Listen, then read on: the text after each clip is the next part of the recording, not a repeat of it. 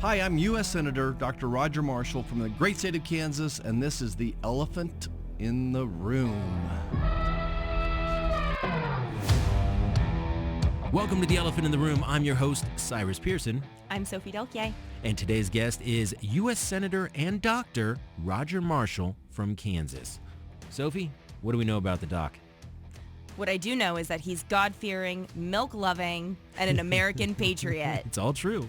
It's all true. Let's get into it and see just how true it is. Senator, we decided to start this off by getting you a gift. So if you want to open up this fake book we have, what is it, Senator? I just wish people could see my eyes. It's my favorite drink, the most nutritious drink in all of the kingdom of the world, whole milk. Yes. Absolutely, mankind has not made a better, more nutritious drink than whole milk. It's important. You know, I'm an obstetrician, delivered a baby every day for almost 30 years, and milk is such an important part of every woman's diet, but especially pregnant women. It helps them absorb the fat-soluble vitamins A, D, E, and K. I love it. We were so excited to give that to you. For people who don't know, who are just listening, you drank a glass of milk at a committee hearing, and it broke the internet. People loved it. And milk is back. Cow milk is back. And like you said, it's so nutritious, and so we were excited to give that to you. Yeah, you know, we have a whole generation of women and young men growing up. They're going to have osteopenia at a young age. Okay. So typically as women age, they get osteopenia process somewhere around 55 or 65, and then they break their hip and fall. So we're going to see that happening 10 years earlier because they're not drinking milk. They're not growing their bones at their peak ages as well. So that's sad to see. We're going to see osteopenia in men as well for the first time. So it's another epidemic. I do believe food is medicine. I think it's so important up here. People want me to save Medicare. To save Medicare, I need Americans to be eating a healthier diet. So your recommendation, sum it up of what type of milk they should have, how much? Oh gosh, you know, I'm happy with them drinking any kind of milk. Whole milk is the most wholesome. Literally, that it allows you to absorb more vitamins. But if you have weight problems, if you're a diabetic, then you need to be using the skim milk and the 2%, those types of things. But if you're a healthy person with good activity, I think you can tolerate the whole milk. The problem with some of the other milks, it doesn't taste as well. So that's why the kids don't drink it. They've lost the taste to it. Yeah, whole milk is definitely more delicious, I think. It is. I'm a big milk drinker. We threw out all the oat milk, the trendy almond milk. We threw it all out, and we just do pasture-raised, grass-fed, whole milk. And, oh, man, it's like a milkshake. So growing up, my dad was raised on a little Holstein dairy. And eventually they sold most of the mama cows, but they kept a couple. And my entire life, twice a month, my granddad would come by and bring these big 2.5-gallon containers of whole milk with the cream on the top, right? Right. And then you would take that cream and you could make ice cream out of it, or butter, or whipped cream. Just amazing thing. Oh, cream on cereal, cream on oatmeal, real cream. That sounds amazing. I knew you liked milk. I did not know you liked it this much. I do. I'm really glad to hear it. Yeah, I'm actually, it is. It's my favorite drink. Now, related to that, you are a fifth-generation farm kid. Right. What are your memories of growing up on a farm? Hard work, the weather. Like there's a big drought in Kansas right now. We're losing a third of the Kansas wheat crop from Mother Nature because of the drought.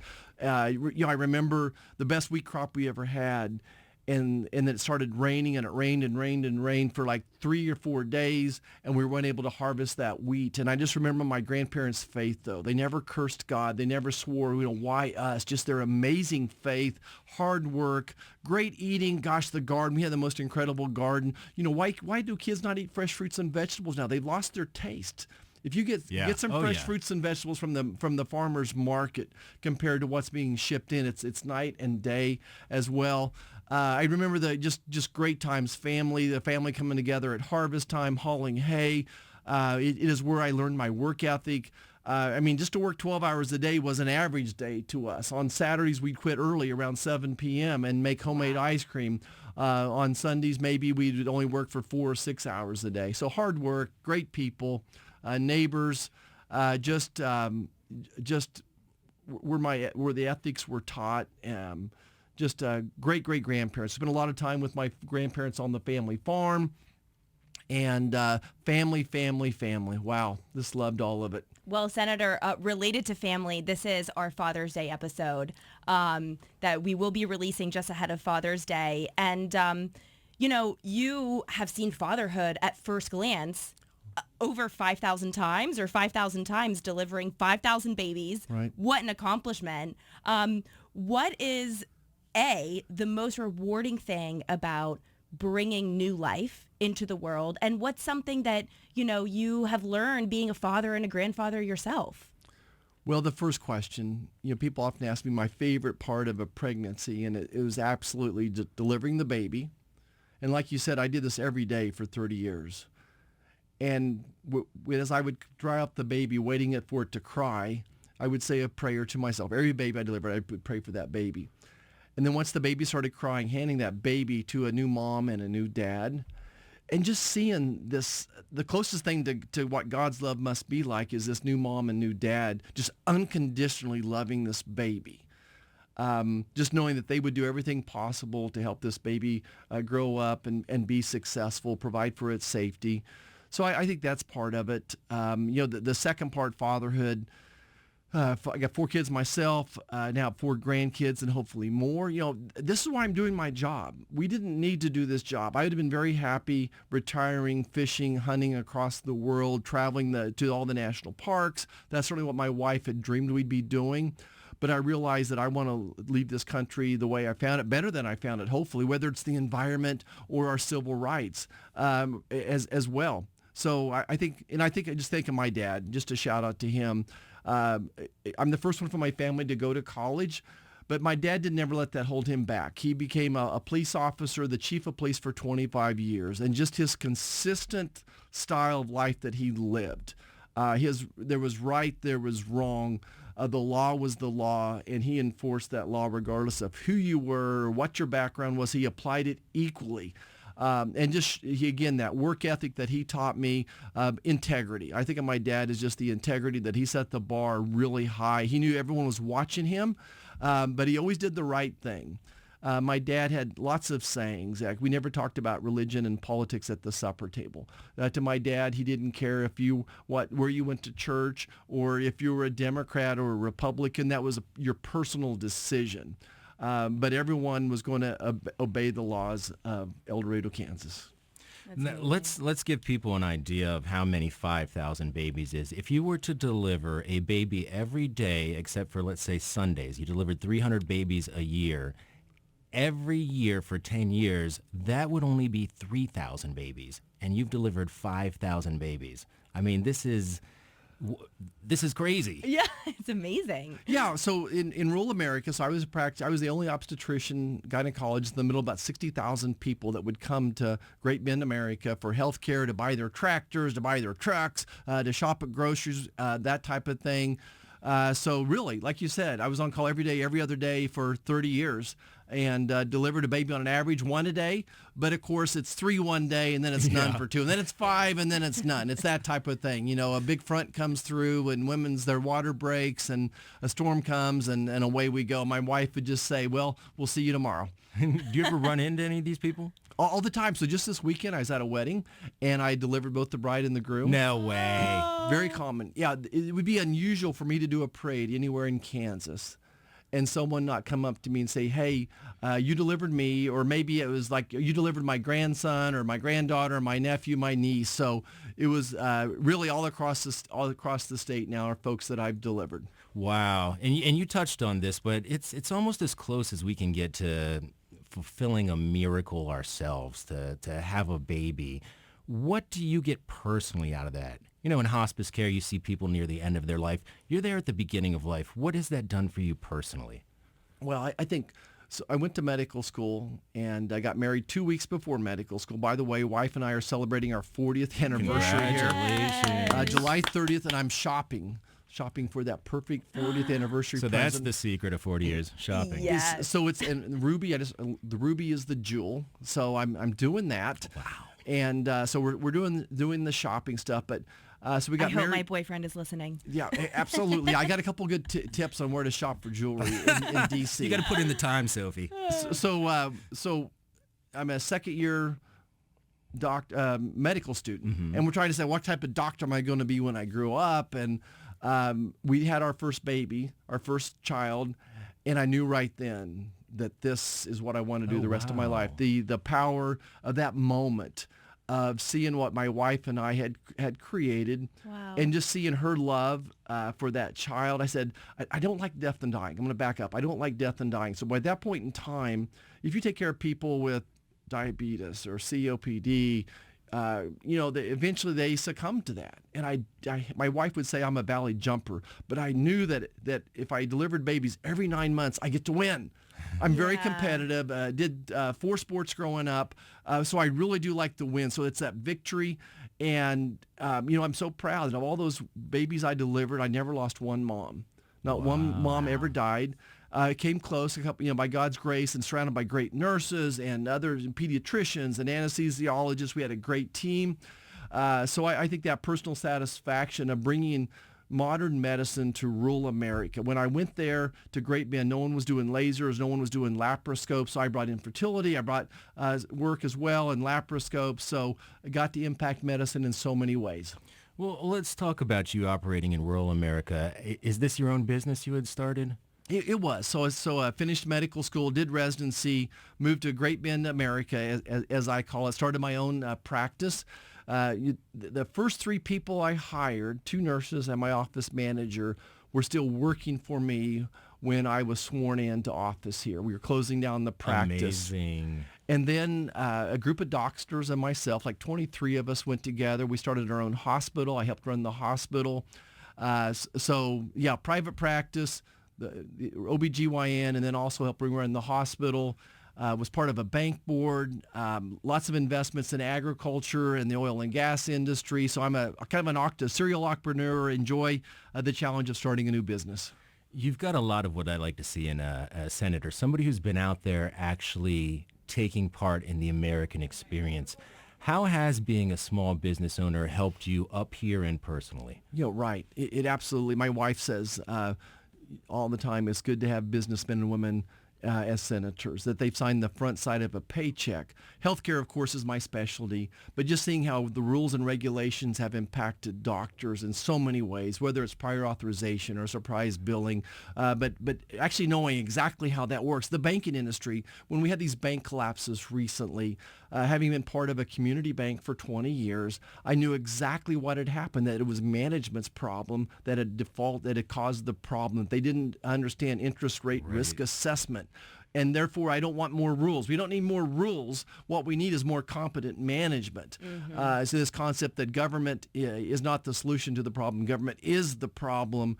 And so I think all those real-world experiences, hey, we're writing a farm bill right now, a fifth-generation farm kid. I understand exactly why crop insurance is so important. You lose that wheat crop, why that's important. I also understand why high-speed internet is important, whether you're a doctor running an emergency room in rural America or whether you're a precision agriculture guy trying to use less fertilizer and less water and grow more crops. Yeah, you got a lot of good stuff, as they say, when you look at your bio. Let's talk about something else of how you got from the farm to the delivery room. You actually went to community college before going to university. Tell me about that decision and why that happened. That's an interesting one. My wife and I are both community college graduates, very, very proud of our community colleges as well. So I graduated first in my high school class. I had good scores, excellent scores, could have went to any university in the country, but I would have had to borrow money to do that. I got some scholarships, but not enough to cover it. I did football, basketball, track in high school, also was a baseball player in the summer. I could have played any of those sports in college, but was offered a track scholarship. So I went to community college for 2 years. I had a 4.0 GPA from there. I was a varsity athlete, and I was working 20 hours a week part-time as well. Wow. There's that work ethic. Yeah, Did that come it is. From the farm? What's that? Did that come from growing up on the farm? Absolutely. Yeah. I think just Kansas in general, Midwest, this concept that, 60, 80 hours a week, that's what my dad always worked 80 hours a week, maybe more. Right. So I think so. So I loved my community college experience. it was a great start in life, and then was able just to go on to Kansas State and live happily ever after. My wife got her nursing degree from there, and that helped pay for medical school. So a great opportunity. Is that something you'd recommend with the price of college now, or listeners who, we have a lot of younger ones who are thinking about going to college, taking that path? Oh, absolutely. And this is what I tell people all the time. If you're borrowing money to go to college, you need to stay at a community college or a technical college. And that's just it. So people won't come out here and want me to they want me to raise the amount students can get loans for. They want more subsidies for their university. And I'm saying, look, you've got the solutions right there in your backyard. Look in the mirror. Kansas has some of the most incredible community colleges, technical colleges in the entire country. The average college graduate is making less than our community college graduate is in Kansas now. Wow. The starting salary. And really, if you work at it a little bit, you should have zero debt when you finish up that community college degree. That's a great point, Senator. Many are slamming Biden's student loan bailout as really a transfer of wealth.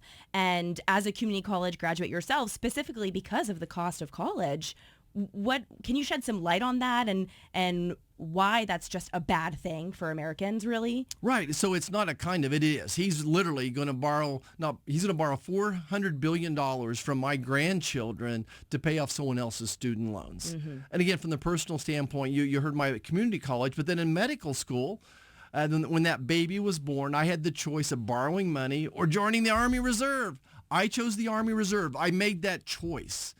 And my story's not unique. There are millions of Americans out there that made similar choices, that maybe to work an odd job, working 10 or 20 hours a week, and rather than going to work or school part-time, full-time. So we've all made those decisions. You made your bed, you're going to sleep in it. So I have no room for that. And I think it's unconstitutional, by the way. The president doesn't have the authority to control the purse. Yep. This is what I was talking about, by the way. Small business owner, agriculture, doctor, military. I mean, have you ever just sat back and relaxed? What do you do, Senator? To me, relaxing is fishing and hunting and going to sports. I coached, I think, about 30 Little League sports while I was doing all these things. So I coached all my kids. Lots of times I was coaching 2 or 3 teams, baseball and basketball. I even coached soccer. I didn't know a thing about it. Neither does Ted Lasso. Exactly. Yeah. Oh, that's what my family, they make fun of him all the time because of the expressions he uses are my Kansas expressions. They want to know, am I writing it? My wife and I are very involved in church. We taught children's church and Sunday school for 25 years. So that's my idea of, I don't know, relaxation is the right word, but I enjoy it. I enjoy it much more than sitting around doing nothing. But this weekend, I got to go fishing. I had the incredible opportunities to fish and hunt all over the world, but I'm really love going back to Kansas to the Flint Hills. I shared a day with a high school buddy and a college buddy fishing on Friday. And then Sunday, my wife and I went back out the Flint Hills. There's wild Mustangs running around. And just to share this incredible earth that God has given us. I told my staff yesterday that, or actually today, I didn't see another person except my wife from about 8 in the morning until 8 p.m. when I checked into the hotel at the airport hotel. Yeah. That's so nice. That's so nice. Well, as you all are starting to celebrate your 40-year marriage anniversary, again, congratulations. Yeah. What is the secret sauce? I mean, is it just spending quality time together, out in Kansas? And what is it for you all? Or teaching Sunday school together? Right. I don't know that I'm the right person. You should ask my wife. We need to get her to come back here and do this. Yeah. But our faith is a big part of that. I do. I think, and my dad talked about when people have marriage problems, he said, go back and look at your vows. I've taken an oath to marry my wife. I took an oath in the military twice. I took an oath as a senator, an oath as a doctor. So I think it's commitment. It's where I'm going with this. Yeah. And part of my commitment is my faith to my God and my faith to my marriage as well. The secret is there's no secrets. It's hard work. She's a very forgiving person. I'll give her all the credit that she's a very forgiving person. I think about tips though is don't assume the worst. When your spouse says something, don't assume that they're saying it to dig at you. Great advice. Is to think the best. Think the best of what their words are, not the worst of what the intent might be, and avoid texting. Mm-hmm. Oh my gosh, the worst problems my wife and I had is when I'm in a hurry and I'm texting her the answer and she says, well, what do you mean? It's the miscommunication? Yeah, Oh, miscommunication. yes. You can't see the tone of it, right? 100%. Yeah, so I think it's commitment, but faith is a big part of that as well. Yeah. I don't want to run out of time without touching upon a bunch of other things. We're lucky that you are involved in so many things that you're making this super easy on us. Thank you, Senator. You were one of the first ones up here to go, I distinctly remember this, doing a COVID timeline. You put a lot of work into that early on, talking about where that came from and possibly how. I mean, you can look at the news cycle today. Obviously, they're not talking about it that much, going from 24-hour, 7-day-a-week coverage. Is this behind us? Are there things you still want to know about that? Where do we sit now? That's a good question. It's not behind us in several senses. Number one is China is continuing to develop bioweapons, which COVID was. What this virus did was too perfect. It perfectly infected humans. All the problems it caused, it had a sequence from HIV in it that shuts down the immune system as well. So they're continuing to do that. So what does that look like going forward? And we're still funding it. We're still funding the Wuhan Institute of Virology via EcoHealth as well. So we need some type of a COVID 9/11 style commission to sort it all out and learn our lessons. In the meanwhile, let's put our arm around this and say, look, no more gain of function research done until we know what we're doing with it or what we're going to do with it. No different than nuclear research could have been nuclear power and made electricity, or you can make nuclear bombs with it. The thing is that this is millions of times more powerful. I'm just so glad to hear you say that. Sometimes I feel like because no one's wearing the mask anymore or we're no longer in lockdown, that people have kind of stopped talking about it. But you're right. I mean, this is something that could easily happen again if it's not investigated and gotten under control. So I really commend that part of your policy platform. And one more piece of the puzzle, too, is this is the first time that I can remember as far as American health goes where there was such a dictatorial attitude from the federal government. Look, I have taken care of tens of thousands of patients with viruses, okay? This is not my first rodeo. And what I'm used to doing is I take all the information, I integrate it and apply it to one patient. And there's risk and benefits of everything. We knew there was risk for the vaccine. We knew there was benefits. So the advice I gave my parents was different than the advice I would give my children.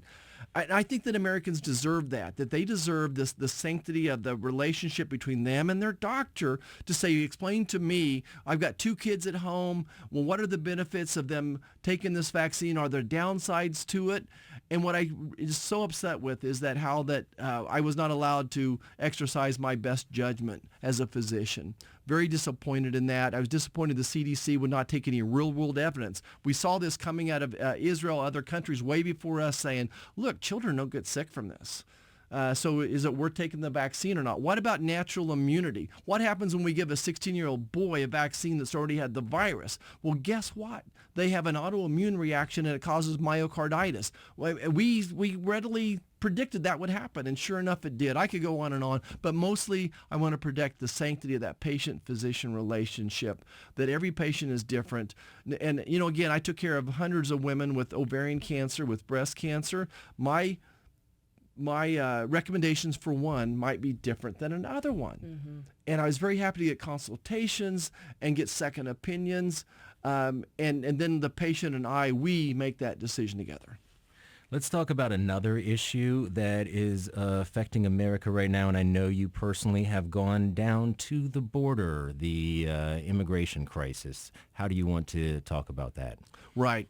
And I go back home. People are almost numb to inflation right now, but what they're not numb to is their safety and security. Again, I go back to my parents. My mom and dad, the same home I grew up in, don't feel safe anymore. That every day in Kansas we have a young adult poisoned by fentanyl and dying. 300 every day Americans, young adults dying from fentanyl poisoning. And that's a symptom of the disease, and the disease is the open border. It is our number one most immediate national security threat. Mm-hmm. And until we get that under control, our families are not going to be safe and secure. One of the few instances that I see that this is underplayed in the press. What you're seeing at the border is an understatement of what's really happening. Just today, my staff told me that in the month of April, 50,000 immigrants were flown into our country using this new app that's out there as well. And I just don't think there's any proper monitoring, that we're not vetting these people. Every day, terrorists, people with significant violence records are being led into our country as well. Look, we're a forgiving, loving nation, but we need rules, and we're not following our own rules. And I believe the answer is yes, but you've been down there yourself and seen this with your own eyes. Is that correct? Right, I've been there actually 4 times, and every time it's earth-shaking. I've done humanitarian work throughout the world as a physician, as a Rotarian, and that's what it looks like to me, is this big humanitarian crisis. Our Border Patrol officers doing everything that they can, but they become social workers and nurses. 90% of our Border Patrol officers are basically checking in people, making sure that they have a toothbrush, and where are they going to be sending them to. So our border is literally wide open, no control over it. A very concerted effort by the cartel. We have cartel is now in Kansas, believe it or not. A cartel presence in Kansas trafficking this fentanyl. Did I see you even giving medical attention to a lady who was trying to get away? Right. You're really underselling that you've seen this. Yeah. On one of the trips, we went on patrol with the sheriff's officers, and we watched a car load up about half a dozen people in the back of a trunk. So this person was smuggling people. They'd already got across the border, and then they had a pickup spot, and then they were taking them out, and then they were going to run them, into the inner part of the country. So we tried to pull that car over, and after a little bit of a chase, the car finally pulled over, and everyone hops out of the trunk, and they make a run for it. And during that run, one of the young ladies, and these are, this was a beautiful young girl. She was cut, she was scraped, she was dehydrated, and I'm going to say basically turned her knee. She wrenched her knee and her ankle, and she was scared mostly. Yeah. And so it was so that's what I do. I saw her in pain and discomfort, know enough Spanish to get by. And rendered a little bit of first aid, but mostly just a comforting hand. It's a sad deal. Yeah, it's very sad. I mean, you have the fentanyl coming in. You have, they have people who are on the terrorist watch list coming in. You have the cartels. You have criminals. But the other thing, like you said, what people don't talk about is there are missing children. Yeah. There are women and mothers who are getting hurt, sexually abused and assaulted. I mean, it is a humanitarian crisis on multiple levels. And it's sad that states like Kansas are being affected by it, but this is not just a border state issue anymore. It's really quite sad. And one more point. I tried to bring solutions. I took a group of doctors that are in Congress to the border a year or 3 ago. My years run together, and lots of human trafficking going on. The young ladies and young boys are sexually abused on this 2,000 or 3,000 mile journey, and the Border Patrol described to us a situation where the young ladies and young men are being escorted, and they say we're part of a family. So this 27-year-old guy is saying, this is my daughter here. And they couldn't prove otherwise. So we went back and talked with HHH and said, let's get the DNA testing down there. So we got the DNA testing down to say, okay, is this guy really this person's father as well? And sure enough, only maybe a fourth of them were actually a blood relative when they started doing the testing. And that child, and it's still going on today, is going to be not released, but basically sold into sex slavery for the rest of their life. It's a sad deal. Mm-hmm. Senator, I hate that we're running out of time. There's at least 2 more things I want to get in. Okay, short answers. No, it's okay. You can answer. It's your time. We'll be here all day. One of the things you touched upon earlier, and I wish you could just talk about a little more. You were saying you don't need to do this. I mean, you were successful, in your private life. You've had a ton of experience. There's a lot of things you could do. Why do you choose to come up here and represent the people of Kansas? Right, Cyrus. The process started when we were recruited to run. And for a couple years, my wife told everyone no, he was not interested in doing it. And then finally, we had our first grandchild. And he was born with $30,000 of national debt. Today, he owes $100,000 of national debt. But beyond that, if you can't tell that this is a spiritual decision for me, that I think God has called me to do this, much like he called me to go to rural America to practice medicine rather than be a picture on a poster board in urban America. Why do we do mission work across the world? Why do we teach Sunday school? Why do we coach sports? It's because God has called us to do that. That for such a time as this, God has prepared me for this day. That the experiences that I've been given, I think, allow me to make better decisions. The gray hair that I have now has come with a price, and I think that is a sign of wisdom. I've learned so much from a wisdom standpoint, even the last 10 years of my life. I thought I knew a lot when I was 30, when I was 40, and when I was 50, but continue to pray for wisdom and guidance every day, and discernment. I feel called to do it, and most importantly, my wife feels called to do this. She's not happy about it, by the way, if that makes sense. So she's absolutely knows we're doing the right thing, that we're in God's will, but she's also a great toll on my family and on our family and in those ways. So feel called to do it, that this is the right thing, that I feel very comfortable in my own skin, who I am, what we're doing. A man of faith, a man of his word. That's great to hear. And we understand it is a sacrifice to do this. Yeah. And you can hear the deep care and concern for Americans and Kansans in your voice. And, it's nice to hear the person behind the politician. Yeah, thanks. Well, let's move that into the last thing that I had. What's great about your state? So let's talk about Kansas and why people might want to go there and what you love about it. Gosh, certainly agriculture is what's out in front. We're known for our wheat, but we have a very significant cattle business as well, and making cheese and all the great things that come along with the dairy industry as well. The Kansas City Chiefs, now technically they're across the border, but I still claim them as our own. K-State football, Kansas State football is great. So I'm a K-State graduate, KU Med Center graduate. So we got good football, we got good basketball. So it's a great time to be a Kansan from a sports standpoint. But I think mostly it's a great place to live. It's a great place to raise your family. These Midwest ethics are still alive and well. We pride our public schools, and I've got some concerns about them, but still deep down inside, our education of our young is a high value to us. It's an affordable place to live as well. But it always comes down to the people, right? It comes down to the people, that we're God-fearing people, that even kind of a little bit of a libertarian tendency is that if we don't want the government taking care of us, we want safe borders, we want interstate commerce, some of those types of things. But really be happy if the federal government would just leave us alone and let us do our thing. Many people. Barbecue, I love barbecue. Is that?